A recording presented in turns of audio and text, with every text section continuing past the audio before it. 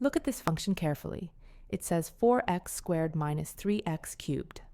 If you want to know where this graph goes when x gets really huge, you might be tempted to look at the very first number.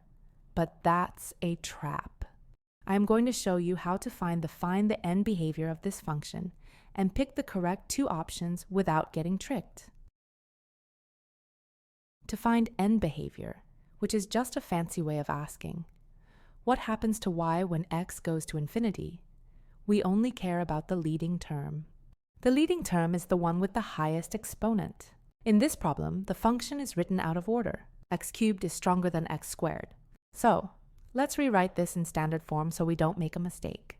F of x equals negative 3x cubed plus 4x squared.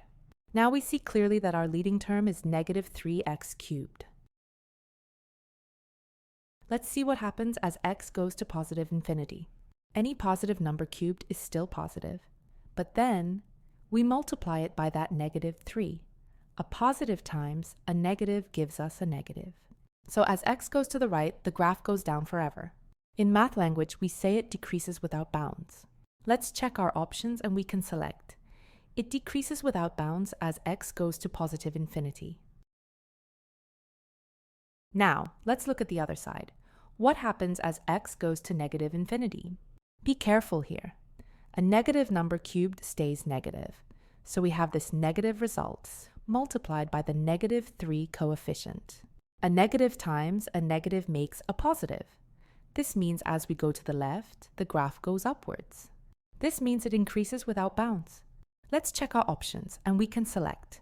It increases without bounds as x goes to negative infinity. So, because the degree is odd and the leading coefficient is negative, our graph starts up high on the left and ends down low on the right.